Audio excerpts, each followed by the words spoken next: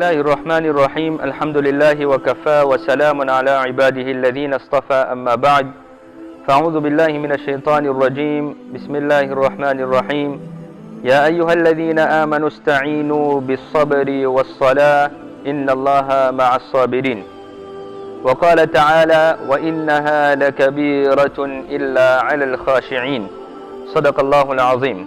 Estimados e respeitosos irmãos e minhas irmãs, Assalamu alaikum wa rahmatullahi wa barakatuh. Allah subhanahu wa ta'ala no Sagrado Coran mostra-nos duas vias de como nós resolvermos os nossos problemas. Os problemas e as suas soluções vêm por parte de Allah subhanahu wa ta'ala. É Allah subhanahu wa ta'ala que tem o tesouro e o domínio e o controle dos nossos problemas e das suas soluções. Portanto, se nós precisamos de solução, nós devemos de pedir a Allah subhanahu wa ta'ala para que solucione o nosso problema. E as formas, Allah subhanahu wa ta'ala indicou dois caminhos neste ayat do Coran: bis-sabr, através da paciência, was-salah, e através da oração, o salah.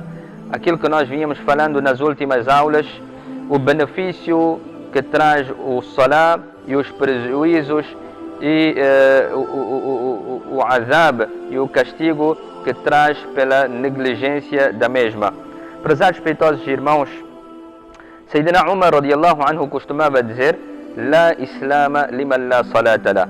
O salat é tão importante no nosso din, como o profeta sallallahu alaihi wasallam descreveu como o pilar central do nosso din, que assegura a estrutura do nosso din. É um pilar fundamental do nosso din.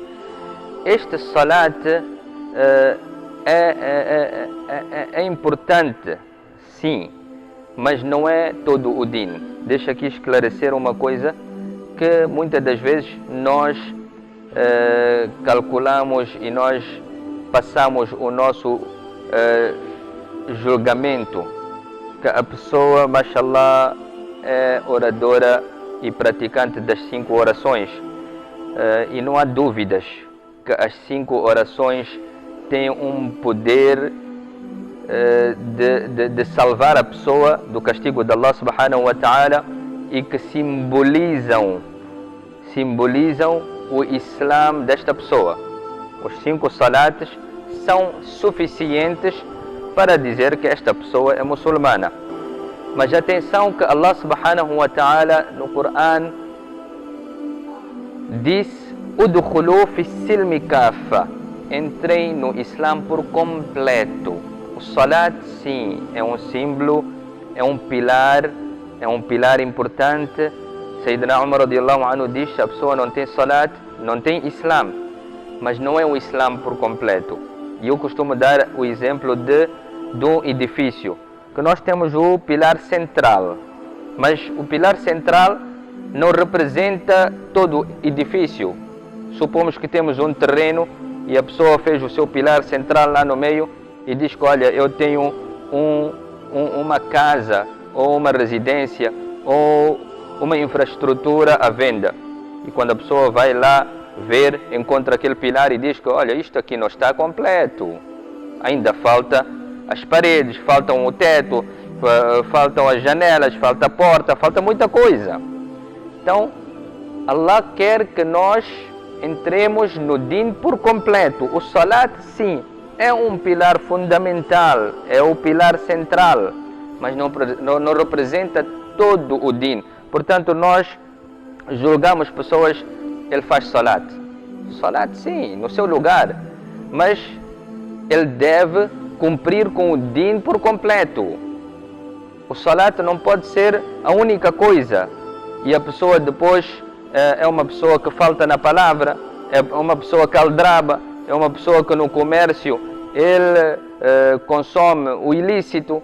Então, isso tudo, prezados respeitosos irmãos e minhas irmãs, Allah subhanahu wa ta'ala é que fará a devida justiça. Allah é que fará a devida justiça.